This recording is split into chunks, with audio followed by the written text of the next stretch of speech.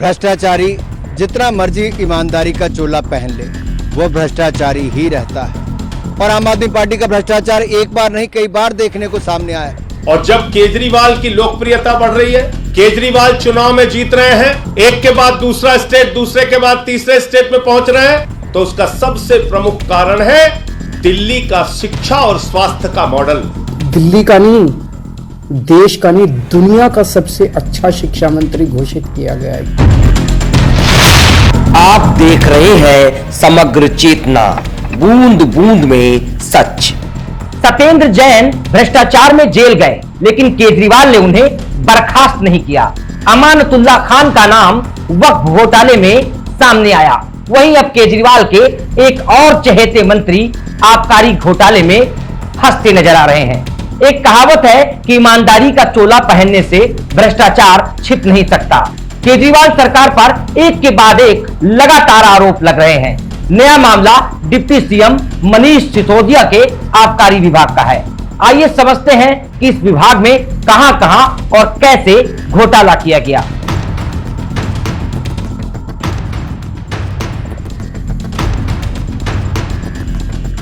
सबसे पहले मनमाने तरीके से शराब नीति में बदलाव किया गया। बिना एलजी को बताए नियम बदल डाले। ब्लैकलिस्टेड कंपनियों को ठेका दिया गया। शराब माफियाओं को फायदा पहुंचाने का काम हुआ। वहीं सरकार को 144 करोड़ का नुकसान हुआ। मधुशाला घोटाला मामले में सीबीआई ने डिप्टी सीएम मनीष सिसोदिया के आवास समेत 21 जगहों पर छापेमारी की है। मनीष सिसोदिया ने ट्वीट कर कहा है कि हम कट्टर ईमानदार हैं, लाखों बच्चों का भविष्य बना रहे हैं। बहुत ही दुर्भाग्यपूर्ण है कि हमारे देश में जो अच्छा काम करता है उसे इसी तरह परेशान किया जाता है। इसीलिए हमारा देश अभी तक नंबर 1 नहीं बन पाया। इस बात पर पूरे देश को खुश होना चाहिए। पूरा देश इससे खुश है कि आज पूरे दुनिया में मनीष सिसोदिया की चर्चा हो रही है। पूरे दुनिया में उनके शिक्षा क्रांति की चर्चा हो रही है। पूरे दुनिया में केजरीवाल मॉडल की सराहना हो रही है। लेकिन शर्म आती है, हमारे देश के प्रधानमंत्री की सोच इतने छोटे स्तर की सोच है कि दूसरे दिन ही वो मनीष सिसोदिया के घर पे सीबीआई भेज देते हैं। दिल्ली के शिक्षा और स्वास्थ्य की क्रांति, इस बात से परेशान होकर, इस बात से हैरान होकर नरेंद्र मोदी जी को रात में नींद नहीं आती। उनको सिर्फ एक ही चिंता लगी रहती है कि कैसे केजरीवाल को रोकना है, कैसे शिक्षा मॉडल को रोकना है, कैसे स्वास्थ्य को मॉडल को रोकना है। लेकिन मोदी जी, मैं आपको बताना चाहता हूं, ना अब केजरीवाल आपसे रुकने वाले हैं, ना शिक्षा का मॉडल रुकने वाला है और ना ही स्वास्थ्य का मॉडल रुकने वाला है। वहीं मुख्यमंत्री केजरीवाल ने ट्वीट कर कहा कि दिल्ली के शिक्षा और स्वास्थ्य मॉडल की पूरी दुनिया चर्चा कर रही है। इसे ये यानी बीजेपी रोकना चाहती है। इसीलिए दिल्ली के स्वास्थ्य और शिक्षा मंत्रियों पर रेड और गिरफ्तारी की कोशिशें की जा रही हैं। 75 सालों में जिसने भी अच्छे काम करने की कोशिश की उसे रोका गया। इसीलिए भारत पीछे रह गया। हम दिल्ली के अच्छे कामों को रुकने नहीं देंगे।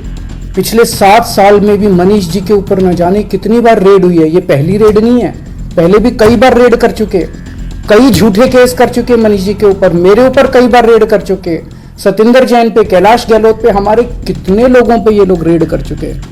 कुछ नहीं मिला, अभी भी कुछ नहीं मिलेगा। तो सीबीआई अपना काम कर रही है, उसे घबराने की जरूरत नहीं है। सीबीआई को हम अपना काम करने दें। उनको ऊपर से आदेश हैं कि भाई इनको तंग करना है, ऊपर से आदेश हैं, अड़चने अड़ाओ। अड़चने आएंगी, काम नहीं रुकेगा। अड़चनों से काम किसी भी हालत में रुकने देना नहीं है। आइए समझ लेते हैं कि ये सीबीआई की रेड क्यों पड़ी। दरअसल एलजी ने दिल्ली के सचिव की एक रिपोर्ट के आधार पर सीबीआई जांच की सिफारिश की थी। ये मामला 2021 और 22 का है। 8 जुलाई को यह रिपोर्ट भेजी गई थी, जिसमें आबकारी नीति 21-22 बनाने और उसे लागू करने में लापरवाही बरतने के साथ ही नियमों की अनदेखी और नीति के कार्यान्वयन में गंभीर चूक के आरोप हैं। इसमें अन्य बातों के साथ साथ निविदा को अंतिम रूप देने में अनियमितताएं और चुनिंदा विक्रेताओं को टेंडर के बाद लाभ पहुंचाना भी शामिल है। रिपोर्ट में यह भी आरोप लगाया गया है कि शराब बेचने वालों की लाइसेंस फीस माफ करने से सरकार को 144 करोड़ रुपए का नुकसान हुआ है। आबकारी मंत्री के तौर पर मनीष सिसोदिया ने इन प्रावधानों की अनदेखी की है। इससे पहले दिल्ली के उपराज्यपाल वीके सक्सेना ने 7 अगस्त को आबकारी नीति में भ्रष्टाचार और नीति लागू करने में बरती गई अनियमितताओं के आरोप में 11 अधिकारियों को निलंबित कर दिया था। एलजी ने सतर्कता निर्देशालय की जांच रिपोर्ट को आधार बनाकर कार्रवाई की। उन्होंने पूर्व आबकारी आयुक्त आरओ गोपी कृष्ण और तत्कालीन उपायुक्त आनंद कुमार तिवारी समेत सभी आरोपियों के खिलाफ अनुशासनात्मक कार्रवाई करने की विजिलेंस को मंजूरी दी थी। बहरहाल ये मामला अब तूल पकड़ रहा है, वहीं लगातार इस मामले में प्रतिक्रियाएं भी आ रही है। ब्यूरो रिपोर्ट, समग्र चेतना, लखनऊ। आज मुद्दा है शराब के ठेकों का, शराब के ठेकों में हुए भ्रष्टाचार का, और इस विभाग के मंत्री हैं मनीष सिसोदिया जी। जिस दिन सीबीआई को जांच दी उसी दिन शराब नीति को वापस लिया। अगर शराब नीति में कोई घोटाला नहीं था तो उसको वापस क्यों लिया? क्योंकि शराब के ठेकों में भ्रष्टाचार हुआ।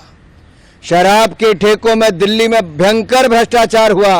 अरविंद केजरीवाल और मनीष सिसोदिया की सांठगांठ सामने आई, इसीलिए शराब नीति को वापस लिया। सीबीआई और जांच की डर अरविंद केजरीवाल जी को मजबूर करती है ट्वीट करने पर कि ये शिक्षा नहीं, ये शराब की बात हो रही है और आम आदमी पार्टी के शराब के ठेकों में हुए भ्रष्टाचार की बात हो रही है। जनता को मूर्ख न समझें, राष्ट्र के नाम अपना संदेश देना बंद करें। और मैं एक बात कहना चाहता हूं, आपके पहले मंत्री सत्येंद्र जैन जब जेल गए भ्रष्टाचार में, आपने तब भी उनको बर्खास्त नहीं किया। वो कहते हैं उनकी याददाश्त चली गई। आशा करता हूं एक्साइज मंत्री एक्सक्यूज मंत्री तो बन गए हैं, कहीं उनकी भी याददाश्त ना चली जाए। पर जनता और देश जवाब चाहता है। ये शराब में ठेकों में जो भ्रष्टाचार हुआ, ये शराब के ठेकों का भ्रष्टाचार, ये जनता और देश के सामने आया है। आम आदमी पार्टी, अरविंद केजरीवाल जी और मनीष सिसोदिया जी की सच्चाई सामने आई कि कैसे घोटाले किए हैं। ये भ्रष्टाचार के खिलाफ आंदोलन करने की बात करते थे, कभी भी राजनीति में ना आने की बात करते थे। ये राजनीति में भी आए और भ्रष्टाचार में भी संलिप्त हुए। एक नहीं कई और उदाहरण ये आम आदमी पार्टी के सामने देखने को मिलते हैं।